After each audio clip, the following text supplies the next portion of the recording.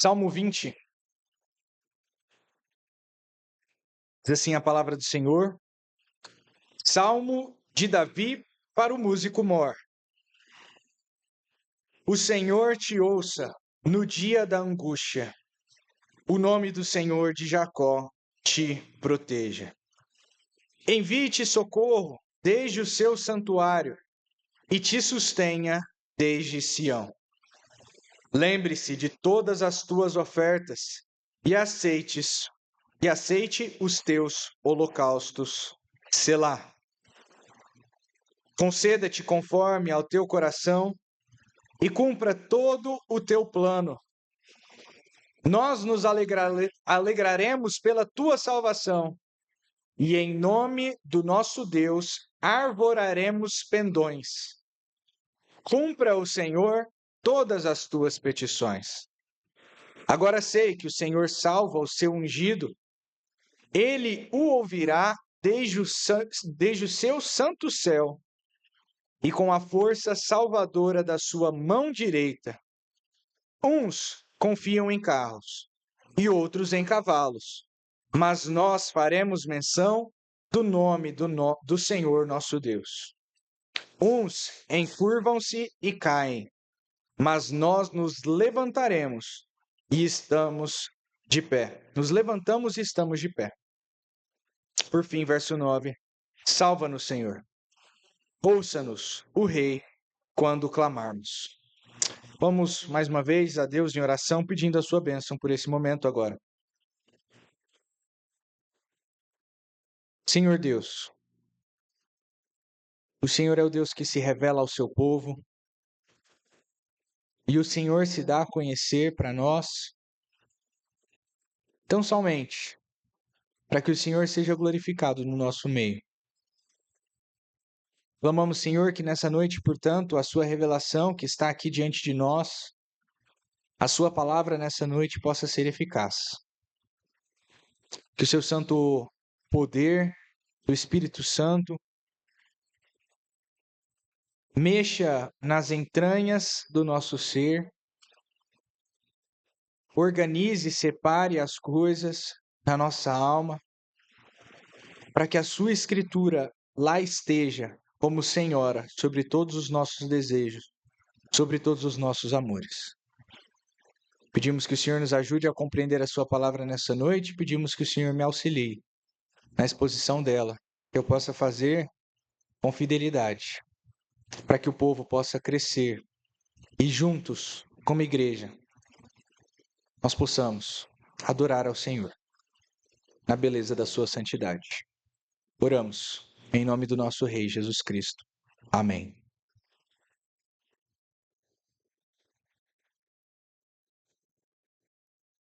Vez ou outra, eu não sei se vocês já se depararam com esse tipo de notícia, mas vez ou outra aparece para mim alguns dados sobre o poder militar, poder bélico do Brasil em comparação com outras nações. E a realidade é que quando a gente vê esses dados, às vezes a gente até se entristece e vê que a grande nação poderosa, o Brasil glorioso, né, tão poderoso, na verdade é tão fraco diante de potências externas. Eu estava dando uma conferida nos dados com respeito a isso. Eu sei que há um certo tipo também de sensacionalismo, né? Às vezes as pessoas exageram, né, para provar o seu ponto. Mas é dito que foi feito, né, uma pesquisa e verificou-se que o Brasil tinha, em média, 1 hora de munição para ser sustentada na guerra. Se uma guerra começasse hoje, imediatamente, nós teríamos 1 hora de munição. Passando disso, acabou a munição e a gente ia ter que, né, talvez, recorrer a espadas, paus e pedras para tentar lutar nas guerras. Além disso, quando nós olhamos, né, para aquilo que o Brasil tem na sua força militar, nós vemos que as armas que o Brasil tem, não sei se alguém aqui serviu ao exército, mas são as mesmas armas nos nossos dias que os nossos pais serviram, talvez até os nossos avós. Armas, né, aquele fuzil padrão do exército brasileiro, é um fuzil que a sua fabricação, né, já data de mais de 45 anos. O Brasil também é uma das nações que não desenvolve novos equipamentos militares, mas tão somente compra os equipamentos obsoletos de outras potências. Então, quando chega uma compra, né, de agora um novo caça brasileiro, você vai ver que esse caça já estava aposentado lá pela Alemanha, pelos Estados Unidos, por exemplo, há mais de 30, 40, 50 anos. De fato, se nós olhamos para o poder da nossa nação de estabelecer a sua soberania, a sua vontade em relação aos demais países, nós muito nos decepcionamos. Sabemos que na guerra, por vezes, né, uma nação pequena pode se sobrepujar ou resistir a uma guerra contra uma nação maior por causa dos seus amigos, dos apoios externos. Um exemplo que nós estamos vendo agora é a Ucrânia. A Ucrânia, sim, é um país relativamente desenvolvido, né? Não é exatamente uma potência das maiores potências, mas é um país, sim, relativamente desenvolvido. Mas diante da Rússia, se a Ucrânia estivesse sozinha, é bem provável, né? É muito possível que a Rússia rapidamente sucumbisse. Porque a Ucrânia rapidamente sucumbisse. Porque a Rússia é um país grandioso, não só em termos territoriais, mas em termos econômicos e de poderio bélico. Se vocês se lembrarem bem, a Rússia é aquilo de principal que restou da grande União Soviética, que durante todo o século XX combateu numa Guerra Fria, né? E até antes, né, durante a Segunda Guerra Mundial, contra as principais potências do mundo. Fez frente, né, aos Estados Unidos com toda a sua tecnologia. O país, por exemplo, né, os Estados Unidos que chegaram à Lua. A União Soviética, portanto, se desintegrou por causa do seu regime, mas a Rússia obteve, né, grande parte daquele poder e manteve-se aquele poder. Um outro exemplo que nós podemos ver também hoje, né, uma guerra que está acontecendo também é Israel contra a Palestina, né? Israel, ele é um pequeníssimo país que por si só não tem tanto poder bélico, mas que se militarizou muito por causa das guerras, porque ele é muito malquisto pelos seus territórios e pelos seus vizinhos. Então Israel recebe, né, apoio de potências para que possa realizar sua guerra, mas mais interessante ainda é saber que um pequeno grupo terrorista é capaz de fazer frente a uma guerra contra Israel e os seus aliados. Esse pequeno grupo terrorista só pode fazer assim, e nós vemos nas notícias, né, muitas vezes, porque recebem armas, munições, todo tipo de poderio militar dos seus aliados. E vemos, né, como é que Israel tem tentado minar o poderio dos seus pequenos, né, pelo menos em número, em força, inimigos. A grande realidade é que as guerras humanas são travadas conforme as armas que nós temos nas nossas mãos. Mas se nós esperamos a nossa vitória tão somente no nosso poderio, na nossa força, naquilo que nós temos à nossa disposição, nós certamente seremos decepcionados. Não porque nós não somos os Estados Unidos, com todo o seu poder, por exemplo. Mesmo que os Estados Unidos entrem em guerra com todo o seu poder e toda a sua força, se eles se escorarem tão somente nele, na sua própria força, eles não têm esperança de vitória. A Escritura nos ensina que há uma forma, há uma arma, há um poderio no qual nós devemos nos escorar para que nós possamos ter vitória completa. E essa arma, muitas vezes na história de Israel, foi utilizada e sempre que ela foi utilizada, o povo venceu. Mesmo diante de nações muito maiores e muito mais poderosas. Exércitos grandiosos foram subjugados por pouco. Não é porque eles tinham os 300 valentes, né, de Esparta, mas porque tinham o nome do Senhor habitando no meio deles. No Salmo de hoje, nós vamos ver justamente isso. É o nome do Senhor, é Yahvé, com toda a sua glória, o seu poder e os seus atributos, que vence a guerra e subjuga os seus inimigos. De modo que nós podemos confiar nele e obteremos, sim, vitória. Esse salmo é um salmo muito interessante, porque ele quase que faz uma dupla com o salmo posterior, que nós vamos ver numa próxima ocasião, o Salmo 21. Ambos os salmos estão falando de um rei, de um reinado.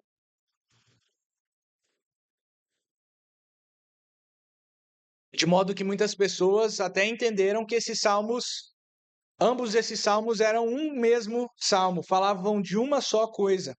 E vocês vão ver então nas semanas posteriores como é que de fato o Salmo 21 é como que a concretização disso que a gente está falando, orando, cantando aqui no Salmo 20. Mas esse salmo, em primeiro lugar, como eu li para vocês aqui no título, Salmo de Davi, foi composto por Davi. Foi um salmo que foi composto falando de um rei, composto por um rei. O momento em que Davi escreveu esse salmo, não é dito aqui diretamente, mas nós podemos inferir e compreender que ele escreveu esse salmo já numa idade avançada, no momento em que o seu reino já estava estabelecido, e a semelhança do salmo que nós vimos anteriormente, o salmo 19, o salmo 18, muito provavelmente no momento em que ele já tinha vitória substancial sobre os seus inimigos. Esse salmo é composto, cujo o objetivo principal dele, ou inicial dele, a gente poderia dizer, é um tipo de oração de uma intercessão que nós devemos fazer para com o nosso rei. Mas eu gostaria mais uma vez de expor para vocês, para que isso ficasse bem gravado na nossa mente e a gente conseguisse entender como é que esse salmo dialoga com isso. O objetivo principal, primário de todos os salmos e de toda a Escritura não é falar sobre aquele contexto imediato, mas sim apontar para o nosso Senhor Jesus Cristo. Existem elementos aqui nesse salmo que tornam esse salmo obviamente messiânico. Tornam esse salmo obviamente falando do nosso Senhor Jesus Cristo. Falando de um tipo de rei, por exemplo, que nem mesmo Davi pôde ser em todos os aspectos. Davi, como um profeta do Senhor, ele era inspirado para nos ensinar a respeito de Cristo. De modo que quando nós falamos esse salmo, quando nós cantamos esse salmo, nós temos em primeiro lugar, a aplicação principal é o nosso Senhor Jesus Cristo em mente. E já digo para vocês, já disse para vocês e agora eu reafirmo também, sempre que nós falamos do nosso Senhor Jesus Cristo, das suas obras, nós devemos também perceber aquilo que ele fez por nós, diretamente. Você indivíduo que foi chamado para fazer parte da aliança. Portanto, quando nós cantamos esse salmo que fala a respeito de Cristo, nós também vemos que esse salmo fala a respeito de nós. E a gente vai buscar observar isso tudo. Mas quando nós voltamos para o objetivo, talvez ali imediato desse salmo, nós vemos que esse salmo foi composto por Davi para uma oração pelo rei. Sim, pelo rei Messias que viria, mas também pelos reis civis. Davi, aqui como um profeta também do Senhor, ensina o povo que o povo precisava orar por si mesmo. Vejam que esse ensinamento a Escritura também nos dá. Em 2 Timóteo, a Escritura nos ensina, por exemplo, que nós devemos orar pelos nossos governantes, por aqueles que nos governam, para que nós tenhamos paz. E aqui, já no princípio, somente por uma consideração geral desse salmo, nós já temos uma aplicação. Quão pouco talvez nós temos feito isso? Nas nossas orações, muitas vezes o que aparece, nas nossas orações privadas, nas nossas orações públicas, são pedidos pelas nossas necessidades imediatas, pela nossa saúde, pela saúde dos nossos familiares, dos nossos amigos, dos nossos irmãos. Muitas vezes oramos pelo nosso trabalho, pelas provas que a gente faz, às vezes de concurso, como oramos hoje. A gente ora pela gravidez, ora para que as crianças se desenvolvam. A gente ora muitas vezes para que nós consigamos cultivar o nosso cristianismo no nosso ambiente de trabalho, se às vezes a gente está sofrendo alguma perseguição. A gente ora para que Deus mantenha a nossa fé, mas quantas vezes nós oramos pelos nossos governantes? Quantas vezes efetivamente nós oramos por aqueles que estão no poder? Talvez você seja como daqueles cristãos que olhem para a política e falam, não, isso aí já está tudo, já não tem mais salvação. Não tem mais o que nós possamos fazer. E a grande realidade é que se mesmo no nosso voto, que em tese seria o nosso direito de escolher os nossos governantes, às vezes a gente não tem tanta confiança. A gente está vendo aí o escândalo na Venezuela, como é que aquilo lá foi cheio de acobertamento, dos resultados da eleição, e o próprio povo venezuelano e outros países mais não estão confiando no resultado daquela eleição. Às vezes a gente fica até um pouco temeroso, Como é que eu vou saber mesmo se aquilo que eu aperto é o que computou lá, Às vezes a gente fica um pouco temeroso quanto a isso. Então, às vezes, até o nosso próprio direito de voto que nós temos é nos retirado. Certamente há uma coisa que não só podemos fazer, mas a Escritura nos ordena a fazer. É o nosso direito, e com o nosso direito vem o nosso dever. Nós devemos orar pelos nossos governantes. Vejam que muitos dos pedidos, muitas vezes, que nós temos, têm relação com o modo como os governantes se portam em relação ao povo. Oramos, por exemplo, pela manhã sobre um rapaz que teve uma doença grave e que não tem condições, não tem meios de ter um tratamento. E a grande realidade é que o Estado que assumiu para si a responsabilidade de dar o tratamento, muitas vezes não dá. Ele não permite com que nós tenhamos os meios para conseguirmos tratamento num modo particular e muitas vezes impede ou atrapalha o próprio tratamento. E a gente tem que orar, né? Para que muitas vezes a pessoa consiga. A gente ora muitas vezes também pelo nosso trabalho, justamente porque a situação na qual nós somos colocados no nosso país é de um Estado, de um governo civil, que muitas vezes gasta muito mais do que deve, isso gera inflação, o nosso dinheiro encolhe, e aí a gente trabalha, e a gente não vê o resultado daquilo que a gente tem trabalhado. Veja que a nossa vida é, sim, diariamente, em todos os aspectos, afetada pelos nossos governantes. Um paralelo que a Escritura faz, e isso está lá no 5º mandamento, é justamente com os pais. Nós somos, como filhos, né, responsabilizados por obedecer aos nossos pais. E aquilo que os nossos pais nos chamam a fazer, aquilo que os nossos pais nos ordenam ou nos dão, afeta diretamente a nossa vida. Semelhantemente é com o governo civil. Nós devemos orar por eles. Orar por eles para que eles se submetam ao rei principal que essa passagem está falando. Não é o rei Davi. O rei Davi foi um excelente rei, mas ele já morreu. Mas se submetam ao Rei dos Reis, o nosso Senhor Jesus Cristo. E assim, né, com confiança e esperando no Senhor, é possível que nós tenhamos mais paz. Davi, então, chama, né, como um homem, ao povo, à igreja, a orar pelos seus governantes. Mas ainda assim, em tudo isso, ele está apontando para um governante superior. Um governante cujo reino não passa. É o nosso Senhor Jesus Cristo. Vejamos. No verso 1 nós lemos: o Senhor te ouça no dia da sua angústia. O nome do Deus de Jacó te proteja. Envie-te socorro desde o seu santuário e te sustenha desde Sião. Lembre-se de todas as tuas ofertas e aceite os teus holocaustos. Selá. Vou explicar essa palavra selá mais uma vez para que nós nos lembremos. Essa palavra não é de ser lida, em algumas traduções às vezes ela não tem. Mas eu faço questão de ler porque ela apresenta uma pausa, que muitas vezes era uma pausa, alguns comentaristas apontam, era uma pausa no ritmo lá, uma pausa musical. Era algum tipo de coisa que acontecia na música, cujo objetivo principal era apontar a relevância, o peso daquilo que acabou de ser dito. Então, quando a gente lê os versos 1 a 3 e o verso 3 termina com selá, é como se ele estivesse dizendo assim, presta muita atenção, né? Ou faça-se muito barulho para vocês verem a relevância disso que foi dito. E o que foi dito, portanto? Esses 3 versos nos apresentam um pedido de proteção do ungido. Todo esse capítulo vai falar sim sobre o rei, mas esse rei ele tem um aspecto especial que aparece nesse salmo. Ele é o ungido do Senhor. Nós já vamos ver logo mais adiante, mas no verso 1 diz: o Senhor te ouça no dia da angústia, o nome do Deus de Jacó te proteja. Veja que o salmista Davi, numa oração que ele mesmo compôs, para que o povo orasse a respeito, pedindo para com ele os seus governantes, mas apontando em especial para o nosso Senhor Jesus Cristo, começa nos apresentando que os governantes, porque governantes, muitas vezes, têm dificuldades. Às vezes a gente olha, né, para os homens que estão no poder, a gente vê todo o poder que eles têm, e às vezes a gente pensa que a essência da boa vida está em ter poder, está em ter pessoas debaixo do seu domínio.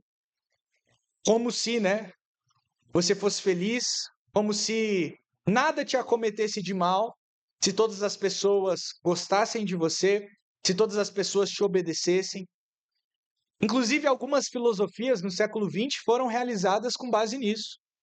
Alguns filósofos disseram, por exemplo, que a essência da política e, na verdade, da vida das pessoas está em exercer poder, exercer domínio uns sobre os outros. Assim, na interpretação de alguns, tudo que nós fazemos é para exercer poder, para que a gente possa manipular os outros. Isso não é verdade. A Escritura não nos ensina assim. Ter poder, em última instância, nem sempre é prazeroso. E eu diria para você, tome muito cuidado. Quando a gente tem o poder nas nossas mãos, o poder ele traz consigo uma responsabilidade. Ter poder é especialmente ter responsabilidades para agir de acordo com a palavra de Deus nessa esfera do poder que Deus nos deu. Alguns estão lembrando aí do Homem-Aranha, né? Com grandes poderes vem grandes responsabilidades. É isso, a gente poderia dizer, né? Ser colocado numa posição de poder é desafiador, é difícil. É muito mais fácil, num certo aspecto, não ter o poder, porque a responsabilidade não está nas suas mãos. Se tudo der errado, a culpa é sua. Tenhamos cuidado para não buscar o poder além daquilo que Deus nos chamou para ser. E se você tem algum poder em alguma esfera que seja, na sua família, no seu trabalho, talvez você seja um empregador, né? Talvez você seja um pai, uma mãe, talvez você seja, qualquer outra posição em que Deus tenha te dado poder, tenha cuidado. Utilize o seu poder para servir com responsabilidade diante do Senhor. Mas aqui o poder traz angústias, né? O rei, ele tem angústia, mas ele clama. Ele pede, o povo é chamado a clamar para que Deus o ouça. O nome do Deus de Jacó te proteja. Davi foi um homem que, como um tipo do nosso Senhor Jesus Cristo, antes de ser efetivamente coroado rei, mas já ungido rei, e até mesmo depois sofreu inúmeras angústias. Nós já falamos disso várias vezes, mas em todos os aspectos foi o nome do Deus de Jacó que o protegeu. Vocês vão se lembrar, por exemplo, numa das passagens mais conhecidas de Davi, quando Davi ainda era um adolescente, um jovem homem. Ele vai lá levar comida para os seus irmãos que estão lutando uma batalha, e de repente tem um homem de 2,90 m. Golias, é o que a Escritura nos ensina. Ele está lá em 2,90 m, extremamente pesado, com armas pesadas, blasfemando contra Deus e falando: não tem homem aí no seu exército para me enfrentar, não? Vocês são tudo umas maricas. Esse Deus de vocês não é poderoso para me enfrentar? Davi, que não tinha nada a ver com aquela guerra naquele aspecto, ele não foi lá lutar. Ele escuta aquilo lá e a ira do Senhor inflama no peito dele, uma ira santa. Quem é esse incircunciso que está falando, blasfemando contra o Deus de Israel? Ele pega então a sua funda, pega as pedrinhas, e ele fala: você vem contra mim com paus, com pedras, com armas humanas, eu vou contra você no nome do Senhor, no nome do Deus de Israel, no nome do Deus de Jacó. Veja que Davi ali tinha tudo contra ele mesmo. Ele era um homem jovem, de baixa estatura, a Escritura diz, até bonitinho, não era um homem de guerra, aquele homem poderoso, que você se vê de longe, você fica com medo. Aquele jogador de futebol americano que passa do seu lado na rua, você fica com medo. Não, um homem pequeno. Mas o nome do Senhor de Israel, o nome do Deus de Israel foi o que realizou a vitória. Ele necessitou de uma só pedra. Travou na cabeça daquele homem e todo o exército temeu. E ele venceu a guerra ali. Ali seria talvez o princípio das suas dores. Por muitos anos ainda iria sofrer, mas todas as suas batalhas ele lutou no nome do Senhor, o Deus de Israel. Eu fiz questão de trazer essa leitura que nós fizemos aqui em Gênesis capítulo 28 e capítulo 35 no começo, para que a gente se lembre de quem foi Jacó. Ele fala aqui, né, o nome do Deus de Jacó te proteja. Quem foi o Deus de Jacó? Deus de Jacó foi esse, que protegeu Jacó quando ele não tinha nada. E deu para Jacó muito, mas muito além daquilo que ele merecia. Jacó nada merecia por si mesmo. Ele era um enganador. O seu nome significa enganador, traiçoeiro. Mas Deus o escolheu amar, e assim ele transforma Jacó e faz de Jacó um homem segundo o seu coração. Ele suscita de Jacó uma descendência da qual o próprio rei viria, o rei Davi e o rei Messias Jesus Cristo. O Deus de Jacó também aqui, Jacó muitas vezes é o nome dado para a igreja, Israel, a igreja no Antigo Testamento. Lembrem-se vocês então de que o que Deus fez por Jacó, a igreja, é esse Deus que nos defende nas batalhas. Mas é interessante o nome, o jeito como ele coloca, né? O nome do Deus de Jacó te proteja. Como assim o nome vai me proteger? Né? Aí alguns pensam, né, que o nome de proteger é, talvez falar assim, tá repreendido em nome de Jesus Cristo, né? Ou sei lá, outras fórmulas, né? Faz o sinal da cruz, né? Como se você recitasse ou fizesse alguma menção a algum tipo de nome de Deus, você tivesse espiritualmente protegido. Não, não é isso que a Escritura nos ensina. Veja, lá no Antigo Testamento, na sociedade hebraica, né, judaica, o nome apresentava o caráter, a característica da pessoa. Jacó, por exemplo, tinha o nome Jacó porque no seu nascimento ele e Esaú eram gêmeos e ele nasceu agarrado no calcanhar de seu irmão. E aquilo lá, talvez profeticamente, foi entendido já por meio da promessa que Deus havia dado, que o menor seria o mais fraco, sobrepujaria o maior e o maior serviria o menor. Eles já entenderam que aquilo, Jacó era um tipo de enganador. Ele era traiçoeiro e por isso ele recebe o nome de enganador. Jacó é igual, né? É como se o nome dele em português fosse enganador. Esaú, por sua vez, é um homem caçador, um homem talvez que dá medo. É dito que ele nasceu uma criança peluda, né? Às vezes nasce uma criança com bastante cabelo, né? A gente fala, nossa, que bonitinho, mas não. Esaú não nasceu com cabelo, ele nasceu com cabelo nos braços, né? Peludo. E aquilo lá apresentou aquilo que ele seria, um homem de guerra, um homem caçador, um homem já corpulento, né? Desde tenra infância. Veja que os nomes apresentam o caráter da pessoa. É isso que a pessoa. É assim que se nomeava no Antigo Testamento. Hoje a gente escolhe nome que a gente acha bonitinho, né?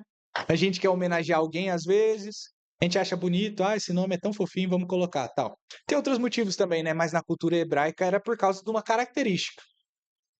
Quando a gente fala o nome do Deus de Jacó te proteja, a gente entende então que o nome apresenta as características, os atributos. Portanto, quando a gente fala o nome do Deus de Jacó, a gente está falando do Senhor Deus, com todas as suas perfeições, com todos os seus atributos, com tudo aquilo que lhe é característico, o seu poder, a sua onisciência, o seu amor, a sua glória, na suma de todos os seus atributos, na sua santidade, ele te proteja. Veja que quando ele chama o Deus pelo o nome de Deus, ele está falando, né? Que Deus, com todas as suas capacidades, a sua força, os seus atributos, estejam em seu favor. É esse o nome, então, ao qual o próprio nosso Senhor Jesus Cristo pôde recorrer para a sua proteção para o dia da sua angústia. Ele segue: envie-te socorro desde o seu santuário e te sustenha desde Sião. O que é o santuário? O santuário era o lugar onde ficava a arca do Senhor. Era o lugar mais santo no Antigo Testamento, né? No qual somente o sacerdote poderia entrar, algumas vezes ainda específicas, né? No qual ficava a arca e a arca simbolizava, não era, mas simbolizava a presença de Deus. Sião era o lugar no qual o templo de Deus foi construído e era o lugar, inclusive, de onde o rei emanava suas ordens. Quando, portanto, o salmista, né, clama, né, para que Deus envie socorro para o rei, para o ungido, desde o santuário e sustenha desde Sião. Ele está falando que Deus se mova no nosso meio para realizar exatamente a sua obra, com todas as suas perfeições em seu favor, ó rei. Verso 3: lembre-se de todas as tuas ofertas e aceite os teus holocaustos.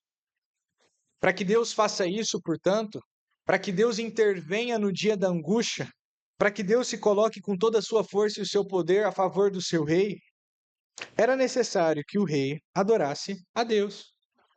Isso aqui é um pouco triste para nós, porque às vezes a gente gostaria de orar essa mesma coisa, essa mesma oração para os nossos reis, mas a gente, para os nossos governantes civis nos nossos dias, mas a gente não tem capacidade. Porque os nossos reis, os nossos governantes não têm ofertas e holocaustos apresentadas para Deus. Eles não adoram a Deus. Eles adoram pelo contrário. Fazem parte do reino do maligno muitas vezes.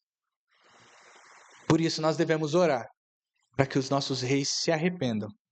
Mas em especial, quando nós cantamos isso, portanto, nós pedimos para que Deus se lembre das ofertas do nosso Messias, o nosso rei. Ele fala ofertas e holocaustos. O que essa duplinha nos ensina, né?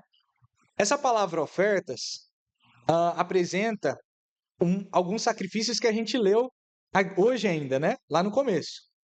São as ofertas aqui de manjares, o fruto da terra. Era dito, né? Era ensinado que as ofertas, elas deveriam ser dadas a Deus pelo fruto do nosso trabalho.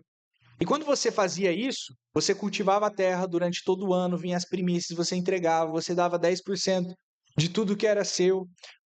Nesse ato cultico do Antigo Testamento, você estava apresentando que tudo que você tem, tudo que você faz, o fruto do seu trabalho, o fruto do modo pelo qual você vive, é do Senhor.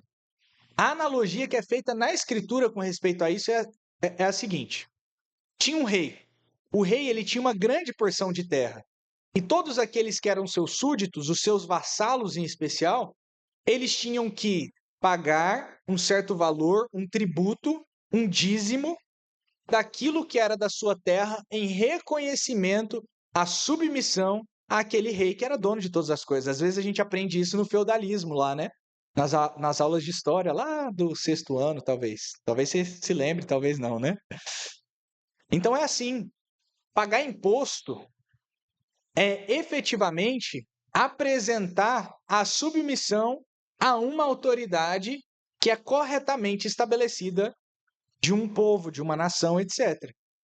Assim, quando nós pagamos tributos a Deus, quando nós, né, no Antigo Testamento, quando nós fazíamos essas ofertas, ou no Novo Testamento nós damos os nossos dízimos, nós estamos com aquilo que é fruto do nosso trabalho dizendo a Deus: o Senhor é o Senhor de todas as coisas.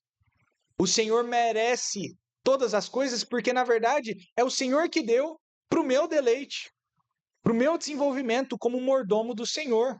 Igual a gente viu na semana passada, né? Nós somos dispenseiros, nós somos mordomos daquilo que Deus nos dá. Essas, portanto, são as ofertas. É apresentar a Deus aquilo que Ele já nos deu em primeiro lugar. Mas isso não é aceitável diante do Senhor. Sabe por quê? Porque Deus não aceita porcaria para servir Ele. E é isso que eu estou falando mesmo. Você de si mesmo nada vale. A Escritura nos apresenta isso. As suas melhores obras são igual, vou falar, lixo. Lixo fedido. Para você entender bem. É igual lixo fedido, não tem proveito nenhum. Nem para reciclagem, né? É um problema, você é um problema. Deus vai aceitar por quê? Você é bom? Não, você peca todos os dias. Seu trabalho você faz cheio de pecado. Você vive em pecado. Por isso é a necessidade da segunda oferta. A segunda oferta, o segundo sacrifício aqui são os holocaustos. Holocaustos são ofertas queimadas, ofertas que passam pelo fogo.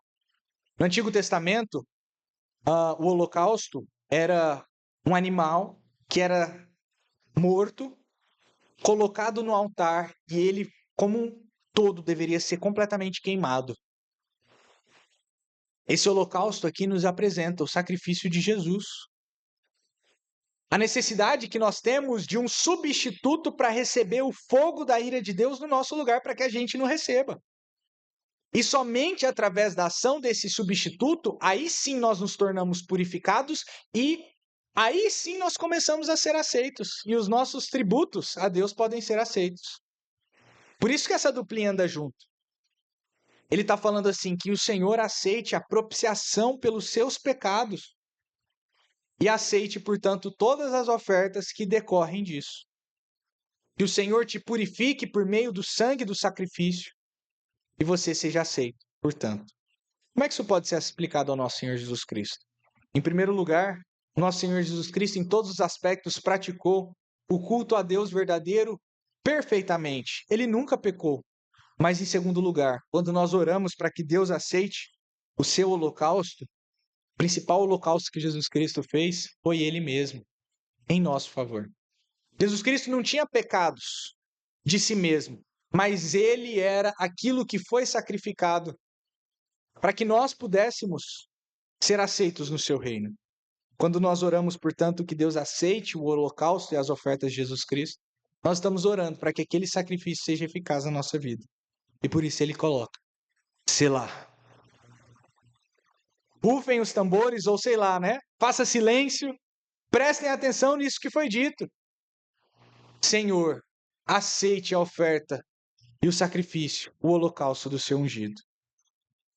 Verso 4, ele começa a nos apresentar a vitória e a alegria que nós temos na vitória desse ungido. Conceda-te conforme ao teu coração e cumpra todo o teu plano. Mas aqui, mais uma vez, aqui a gente tem uma dificuldade de orar exatamente isso com respeito aos nossos governantes. Por quê? A gente pode falar para os nossos governantes conseguir fazer tudo que eles tiverem no coração, né? Não, né? Se eles fizessem tudo que eles tivessem no coração, a gente estaria muito mais mal do que a gente já está. Na verdade, o Estado como um todo é aparelhado, né? Em vários aspectos para que a gente, para que eles façam aquilo que eles querem sem que a gente saiba. Aí a gente então deve orar, né, pensando nisso aqui, para que os governantes façam tudo que estiver de acordo com o coração do rei. Em outras palavras, veja aquilo que Jesus Cristo nos ensinou no Novo Testamento. Vocês lembram lá da oração do Pai Nosso? Né? A oração do Pai Nosso é baseada nos Salmos. Quando a gente ora, por exemplo, que o nome de Deus seja santificado, que a sua vontade seja realizada nos céus e na terra, está falando disso. Que o coração do rei seja ouvido. Que o coração do Messias, que não peca, seja ouvido em todos os aspectos. Que a vontade do rei seja estabelecida na nossa vida, do rei Messias. E assim os nossos governantes civis também se submetam a ela. Pela manhã nós cantamos, né, o Salmo 2.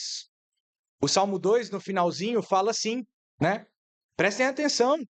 Ó reis da terra, submetam-se ao ungido, ao Messias de Deus, antes que vocês sejam alvos da sua ira. Submetam-se, beijem o Filho, ou seja, prestem completa submissão e amor a Ele, antes que vocês sejam consumidos, porque esse Messias, ele vem com uma vara de ferro quebrando as nações. A vontade, portanto, do Messias deve ser realizada. E a grande realidade é que esse Messias, Jesus Cristo, reina não num túmulo, mas ele reina porque ele ressuscitou e ascendeu aos céus. Veja que a vontade de Jesus Cristo não foi realizada somente no momento da sua vida, no sentido de que Deus ouviu as suas orações e petições, mas continua por toda a eternidade sendo ouvida na medida em que Cristo continua sendo rei e intercedendo e cuidando de nós como seu povo. Isso Jesus Cristo faz. A Escritura nos ensina, né, quando ele ressuscita, que todo o poder, toda a autoridade que há nos céus e na terra foram dadas a ele. Ele foi alçado o rei sobre todas as nações. E por isso agora nós devemos clamar que o Senhor, Deus o Pai, ouça o rei. Ouça os seus pedidos e faça a sua vontade concreta em nós que somos seu povo. O resultado disso, verso 5, nós nos alegraremos pela tua salvação e em nome do nosso Deus arvoraremos pendões, cumpra o Senhor todas as tuas petições. O resultado certo e sempre que Deus ouve o nosso Senhor Jesus Cristo é a nossa alegria. Porque o Jesus Cristo sempre age em favor do seu povo.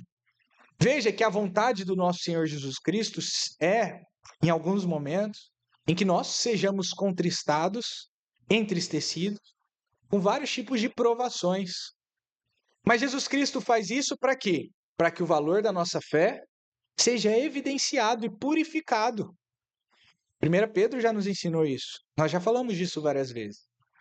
Isso não significa que todas as batalhas, em todos os aspectos, nós teremos clareza da nossa vitória. Mas por mais que por vezes pareçamos que nós temos batalhas perdidas, ainda assim temos a certeza de que o rei está governando ali. Temos a certeza de que a vitória final é nossa, por mais que pareça que as coisas ao nosso redor não estão indo bem. De modo que quando você está em angústia, quando talvez um parente seu falece, você está com uma doença terminal, você está sendo perseguido no seu trabalho, talvez você teve as suas fontes de renda minadas por causa de homens maus. Você está com ansiedade porque não está conseguindo sustentar sua família, porque não está conseguindo cuidar dos seus, etc. Você deve orar à semelhança dele. Senhor, ouça as petições do seu rei. Ouça as petições do Messias. E por mais que por vezes elas possam parecer duras para nós, elas sempre são maravilhosas. Mas em segundo lugar também, isso nos ensina a orar. Porque Jesus Cristo sempre, tão somente orou aquilo que o Pai queria. Deus não faz aquilo que é contrário ao seu caráter. Se você orar, por exemplo, para Deus, né, para fazer um crime, Deus não vai estar com você nessa oração, Ele não vai te conceder isso. Deus não faz, as suas obras não são de impiedade, mas de justiça. E Deus declara quais são as suas obras e as suas promessas na Escritura. Jesus Cristo sempre ora com base nelas. Isso nos ensina. Você quer ter os seus pedidos de oração cumpridos, atendidos? Aprenda a orar na certeza de que Deus fará. Aprenda a orar aquilo que Deus realiza, aquilo que Ele deseja que você ore, aquilo que está de acordo com o seu caráter. Assim, os nossos pedidos serão ouvidos, porque em última instância não são os seus próprios pedidos, mas os pedidos do Messias. Deus aceita a sua oração, não é porque você ora com sinceridade, você faz uma oração bonita, você consegue passar 5 horas orando. Uma vez eu escutei uma pessoa contando vantagem porque tinha orado 5 horas. Na verdade, não porque tinha orado, porque costumeiramente orava 5 horas. Eu fiquei pensando, né? A não ser que a profissão dessa pessoa seja orar, é difícil, né? O que ela faz nos outros períodos? 5 horas ininterruptas. E aí? Não tem que trabalhar, cuidar da família? Também, né? Isso tudo tem necessidade. Veja que a pessoa estava contando vantagem de ser mais santa por causa do tempo que ela passa em oração, como se fosse assim. Veja que o valor substancial das nossas orações não é pelo tempo que você passa, pela qualidade das suas palavras ou até mesmo pela sua sinceridade, mas porque Jesus Cristo ora essas mesmas orações. E as nossas orações só são aceitas porque Ele aceitou o holocausto do nosso Senhor Jesus Cristo. Verso 6 nos apresenta a certeza da vitória. Agora sei que o Senhor salva o seu ungido. Ungido aqui é a mesma palavra para Messias, é a mesma palavra para Cristo, é o escolhido de Deus. Ele o ouvirá desde o santo céu com a força salvadora da sua mão direita. Quando Jesus Cristo estava diante de todos os seus perseguidores, nada do que os homens intentavam que estava contrário à vontade de Deus aconteceu. Jesus Cristo somente morreu porque ele se entregou conforme o desígnio de Deus para salvar a humanidade. Salvar os homens, em especial o seu povo.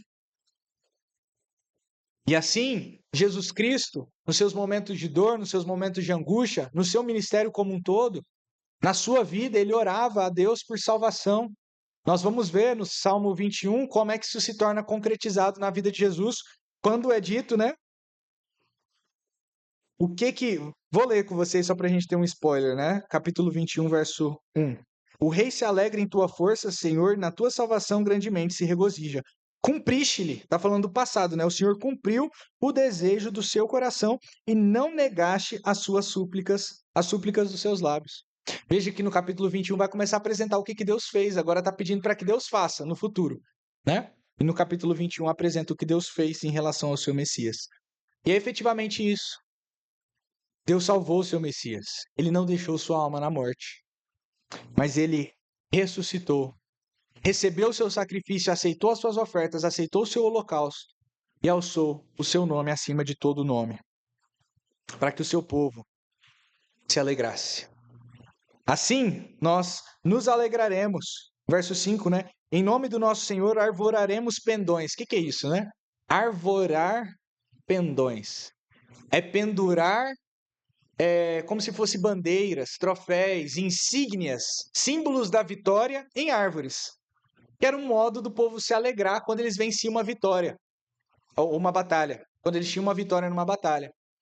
Então, o modo, né, como o povo se alegrava hoje em dia, né, quando o Brasil ganha no jogo de futebol, o que a gente faz? A gente sai correndo na rua, buzinando, faz carreata, né, como se fosse isso. Ele está falando como se fosse uma coisa similar. A gente vai fazer carreata, buzinando, né, um desfile de vitória, porque o Senhor ouve o seu ungido. No verso 7 ao verso 9, nós vemos o resultado da vitória certa do seu ungido. Verso 7. Uns confiam em carros e outros em cavalos. Mas nós faremos menção do nome do Senhor nosso Deus. Uns encurvam-se e caem, mas nós nos levantamos e estamos de pé. Veja que ele estabelece aqui mais uma vez dois tipos de pessoas. Uns e outros aqui, né? Esses uns, eles confiam em carros e em cavalos. O que significa isso? Na guerra antiga, o poderio militar era muitas vezes medido pelo número de cavalos e o número de carros que um exército ou uma nação tinha. Além do número de homens, naquela época, carros e cavalos eram máquinas de guerra. Imagina naquela época, né? Alguns homens contra cavalos puxados por carros puxados por cavalos poderosos, em que os homens se colocavam com lanças e matavam as pessoas. É como se ele estivesse dizendo aqui: alguns confiam em tanques, outros em armas nucleares, a gente poderia dizer. Alguns confiam, a gente poderia dizer também, na força do seu próprio dinheiro, do seu patrimônio. Ninguém aqui, né? Porque todo mundo aqui é pré-rapado, como eu, talvez, né? Mas às vezes ainda assim a gente confia. Você nem tem dinheiro, mas você acha que o seu dinheirinho suado ali vai te salvar no momento da sua angústia. Outros confiam no seu poder, na sua força, na sua influência. Outros confiam na sua capacidade intelectual. Como é que a gente sabe disso? Talvez você confie. No seu dia, o que estabelece a base da sua segurança? Por que você não se desespera quando as coisas vão mal? Você fica tranquilo tão somente porque na sua conta bancária tem mais que R$10? Né? Talvez mais, consideravelmente. Você fica tranquilo por quê? Tem gente que não consegue ficar tranquilo. Por quê? Porque não tem base para confiar em nada. Que está sujeito a todas as coisas.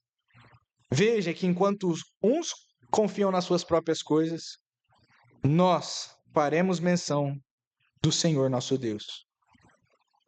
Como se ele estivesse falando, né? A minha confiança, a nossa confiança, povo de Deus, está no Senhor. E não somente no Senhor, mais uma vez ele apresenta, no nome do Senhor, que é não somente o Deus de Jacó, mas é o meu Deus, o nosso Deus individualmente. Veja como isso é importante no verso 5, eu esqueci de comentar, mas também está lá. E em nome do nosso Deus nós arvoraremos pendões. Esse salmo, nas suas 3 divisões, está apresentando o nome do Senhor, o Senhor com seus atributos, a sua glória, como sendo o motivo principal de tudo que está acontecendo aqui. Da vitória, da alegria e da nossa confiança. E uma vez que nós confiamos no nome do Senhor, nós estamos seguros. Nós faremos menção. Nós falaremos, né? Contaremos o fato de que a nossa vitória não foi pela sua beleza, não foi pela sua força, não foi pelo seu dinheiro, não foi pelo seu poderio militar, mas tão somente porque o Senhor te abençoou. A gente muitas vezes conta vantagem em tanta coisa, né? A gente acha melhor porque passou em segundo lugar no curso do Enem, segundo lugar no concurso, primeiro lugar. A gente conta vantagem porque a gente faz o nosso serviço melhor que os outros. Veja que se temos qualquer vitória que seja, é por causa em especial de Deus. E se teve algum atributo que te ajudou na vitória, é porque Deus te deu e fez com que esse atributo fosse eficaz para ganhar na vitória ali. Seja grato ao Senhor. Lembre-se do Senhor quando obtiver a vitória, porque é Ele quem dá. O resultado, então, no verso 8 é: uns encurvam-se e caem. Quem são aqueles que se encurvam e caem? Aqueles que confiaram em carros e cavalos. Veja que carro e cavalo tem força para a guerra. Né? Eu não estou falando que tanque, né, fuzil, bomba atômica não tem relevância nenhuma. Tem força. Se não tivesse força, os homens não estavam atrás, obviamente. Mas tudo isso só tem real eficácia de acordo com a vontade do Senhor. De modo que, se a sua esperança está nas armas desse mundo, você vai se encurvar e vai cair. Talvez ele está fazendo uma semelhança aqui, inclusive, a um Deus. Me fugiu o nome do Deus agora. Era Amon, se não me engano, no Antigo Testamento. Aqui, uma história, inclusive, de Davi. Quando Israel perdeu uma batalha, a arca foi levada aos pés desse Deus. Dagon, obrigado. Dagon, exatamente. Foi colocada no templo desse deus Dagon. E o que aconteceu ali naquele momento? Quando a arca é colocada, no outro dia o pessoal chega lá e aquele deus está prostrado diante da arca. Aí eles falam, não é possível isso. Aí eles reconstroem, refazem o deus e tal. No outro dia, ele está prostrado mais ainda e quebrado. Ele está falando que, então, se a gente confia nos ídolos, a gente se torna a semelhança deles. Os ídolos, eles são inúteis. Eles nada podem fazer por nós no dia da nossa angústia, verdadeiramente. Mas aquele que confia no Senhor é como aquele que colocou a casa sobre a rocha. Enquanto os uns se curvam e caem, quando a arca do Senhor está no nosso meio, nós nos levantamos e estamos de pé. Porque Deus nos dá vitória e Deus nos aceita na sua presença. Por isso ele conclui no verso 9: salva-nos, Senhor. Ouça-nos o Rei quando clamarmos. Esse verso aqui tem algumas formas de traduzir, porque lá no hebraico dá duas ideias. Dá a ideia, veja aí, talvez na sua Bíblia esteja em itálico, já ensinei para vocês que quando está em itálico, não tem essa palavra no original, mas é uma interpretação daqueles que traduziram para ajudar a gente a entender. Então, por exemplo, está escrito assim, salva-nos, e nos está em itálico. No original estava assim, ó, salva, Senhor, o Rei, ouça quando clamarmos. Então pode ser Deus salve o Rei e nos ouça quando nós clamarmos. Ou pode ser, como está na nossa tradução, salva-nos, Senhor, e o Rei nos ouça quando nós clamarmos. As duas coisas estão concretas. Porque como é que acontece? Em toda a petição aqui, nós pedimos que Deus escutasse o Messias. E Deus salva o Messias. Mas agora, uma vez que o Messias é colocado como nosso rei, nós devemos recorrer a ele e clamar por ele, por socorro e proteção. Esse é o objetivo do rei. O rei tem que nos defender. O rei tem que promover a vida. O rei tem que promover o bem nos seus territórios. O rei ele tem que ir para o fronte de batalha, ir lá para as batalhas e organizar o seu exército para que a gente seja defendido. Portanto, nós clamamos, Senhor, salve o rei e nos salva através do rei. Uma vez o rei estando prosperando nos seus intentos, certamente quando nós ouvirmos, nós seremos abençoados por ele. Esse é o dia, o domingo, é um dia em que nós festejamos a vitória do rei.